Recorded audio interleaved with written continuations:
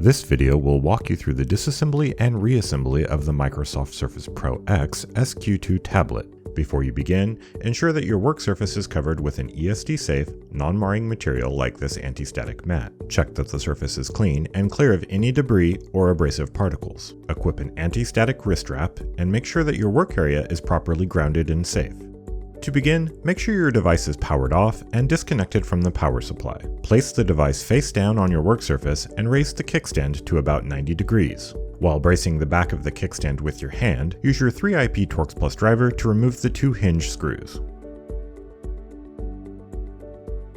While grasping both hinges, lower the kickstand to about 45 degrees. To remove the kickstand, we need to free it from the threaded bosses on each hinge. Secure the device by placing your hand on the tablet's back cover, then raise the kickstand about 10 degrees and pull the kickstand out and away from the tablet.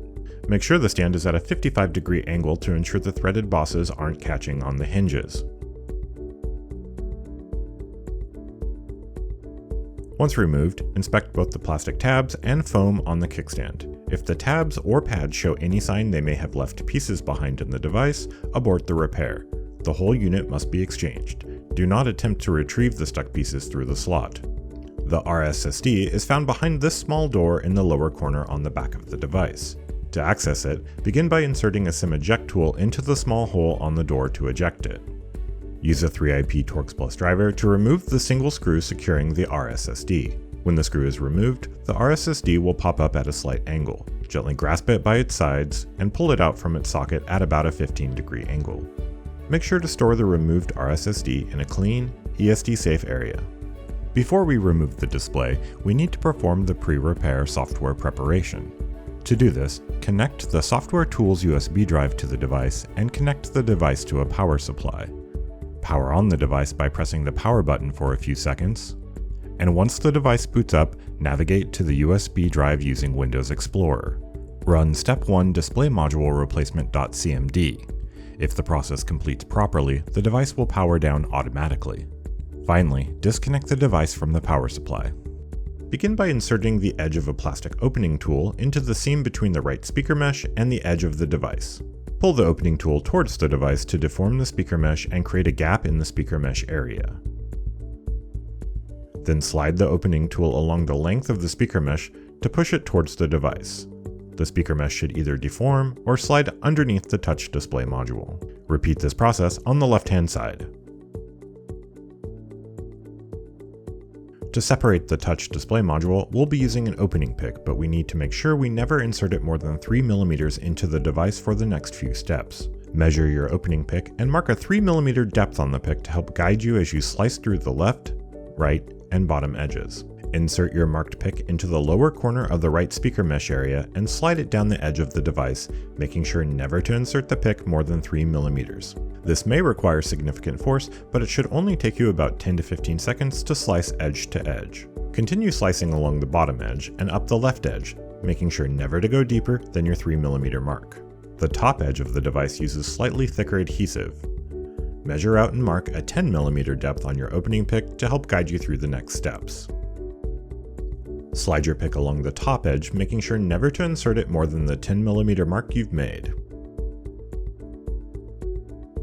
At this point, the left, right, and top edges of the touch display module should be loosened from the tablet's back cover. Lift the edges of the tablet slightly and use an opening pick to slice through any remaining strands of adhesive. Grab the top corners of the touch display module and slowly swing it up to about a 90-degree angle. Be careful not to attempt to completely remove it, as it's still connected by a cable and there will still be some residual adhesive along the bottom edge. While supporting the touch display module with one hand, slide an opening pick along the bottom edge to slice through any remaining adhesive. Flip the touch display module over and set it face down on the device, making sure not to strain the attached cable or touch any of the internal components. To disconnect the touch display module cable, first insert a pair of tweezers underneath the clip at the corner of the cable shield. Carefully pry out and up to release the clip. Repeat this process on the other front corner of the shield and lift the shield to remove it. Insert the point of a spudger underneath one side of the cable connector and pry up to loosen it. Then pry up on the other side to completely disconnect it. Remove the touch display module and place it in a soft, ESD-safe location. To begin reassembly, we first need to clean any remaining adhesive off the tablet's rear case. Use a pair of tweezers or an opening tool to remove any large chunks of adhesive, and then use some isopropyl alcohol to remove any remaining residue.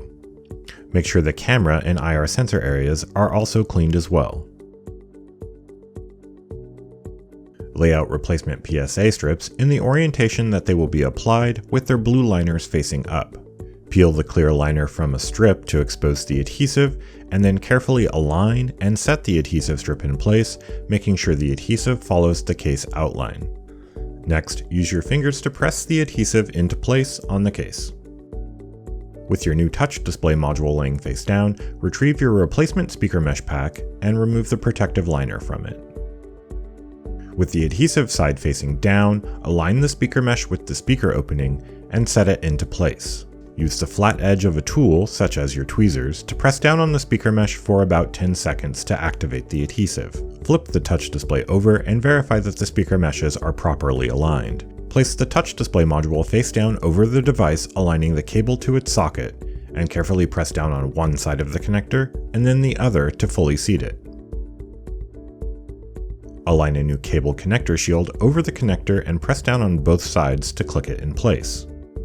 Remove the blue liners from all 4 adhesive strips and grab the touch display module by the side and flip it over. Align the top edge of the touch display module so that it rests against the lip of the case, but not sitting above it.